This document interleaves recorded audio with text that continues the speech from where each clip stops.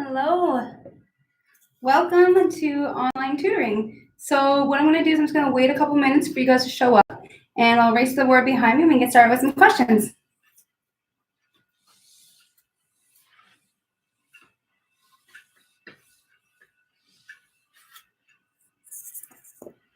So just type your questions in the chat.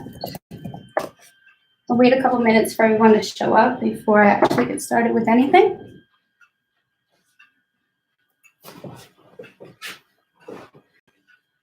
I hope everybody is enjoying their day. It's somewhat sunny out. It's challenging, I know, staying inside and not being able to visit our friends and whatnot, but you know, there's always social media, keep in touch, do video chats, can get outside for a walk. I just watched the news this morning. They said as long as you're 2 feet apart, just you can walk with your friends, so, or your family.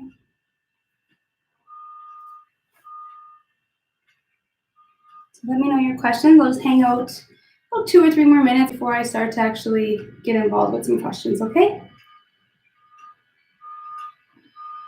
In the meantime, what I can do is I can actually post one here for you to try and give you some time to do that. So we have, so let's just say I have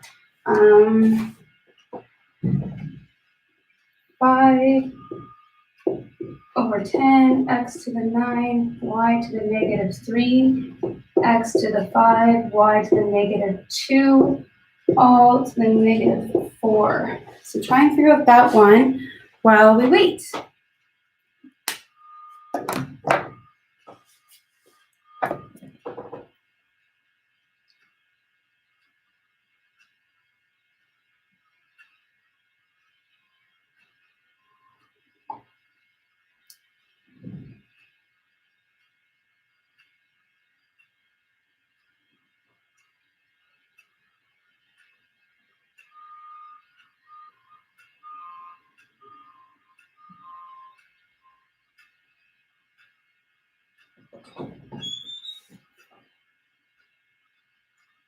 Yeah.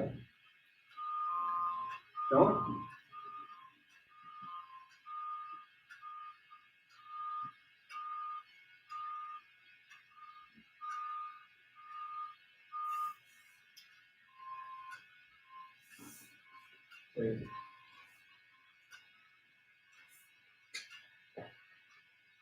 Okay, I want to go.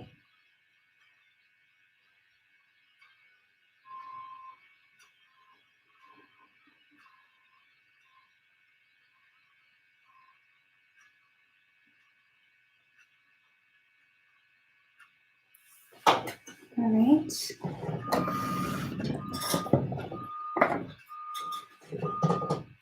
So for this one, generally what I do is I would probably clean up the middle. That's what I like to call it. It's also called simplifying the middle.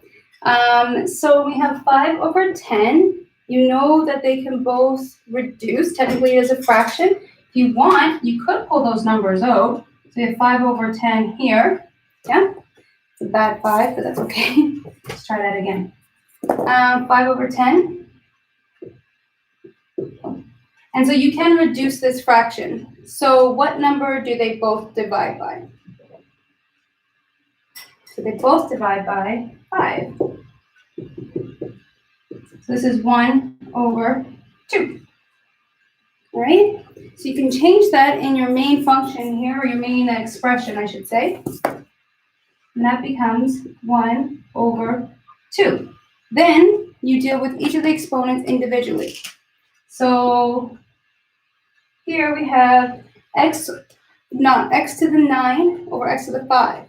So when we have 2 bases that are the same and we divide them, then we subtract the exponents.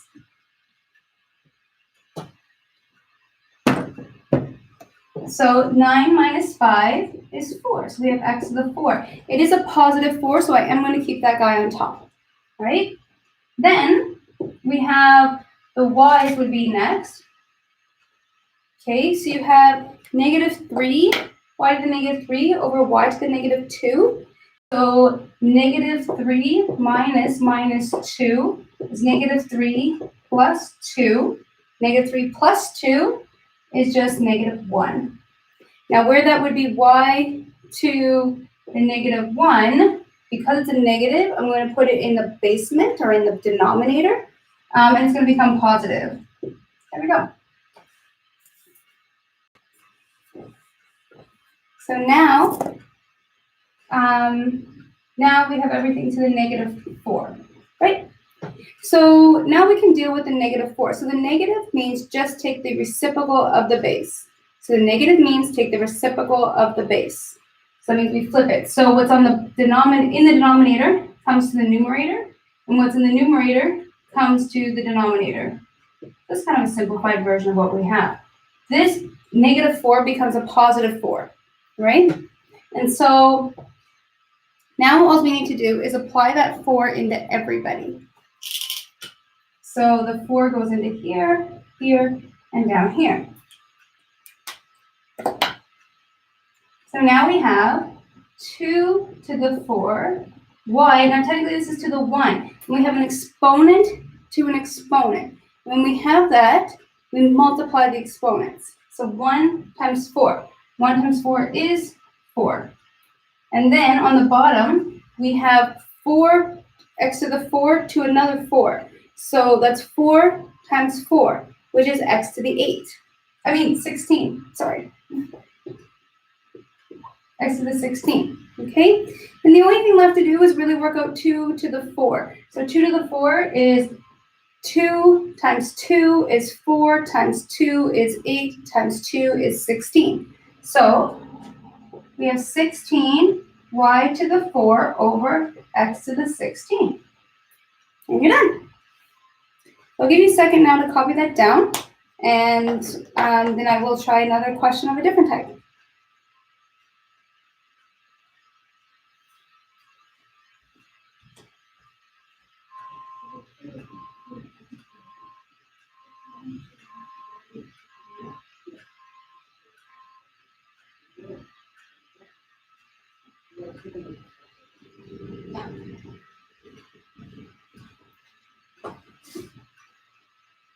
Okay, great.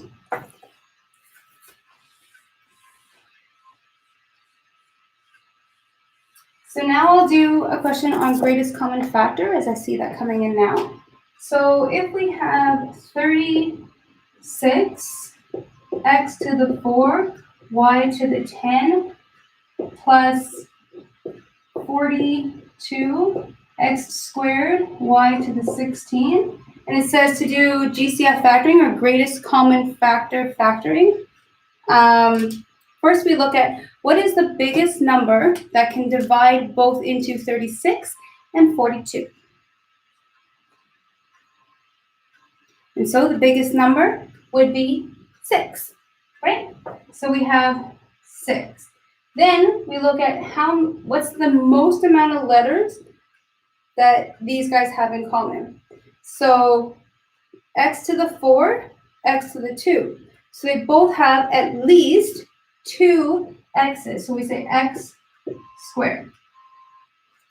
Then we have the y's. So we have y to the 10, y to the 16. So I know they have both at least y to the 10 in common. Now, we need to figure out what do we multiply this GCF by to get the original expression back. There's multiple ways to do this. So some people take each term, and I'll just do that over here. You can do 36 x to the 4, y to the 10, and you can divide it by your GCF.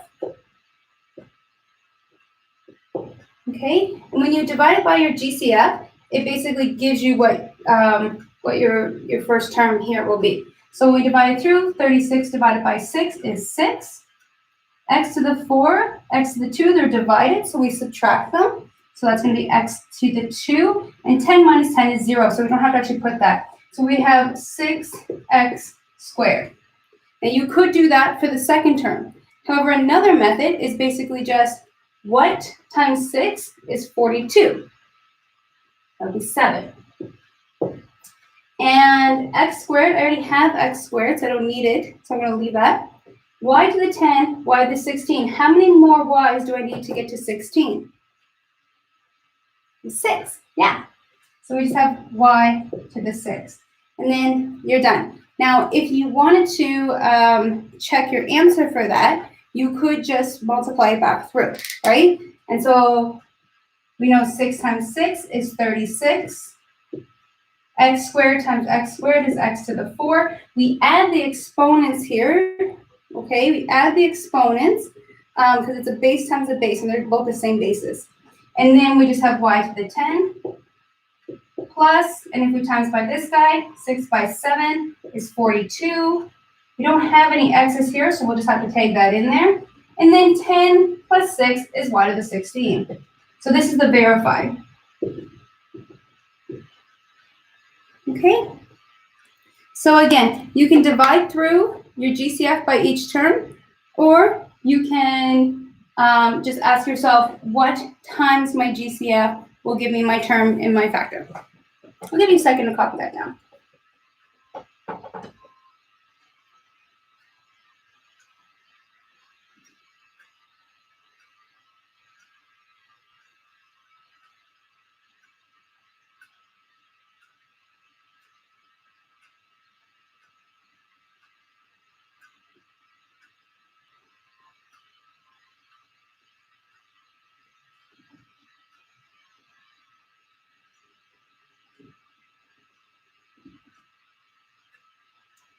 Okay, good job.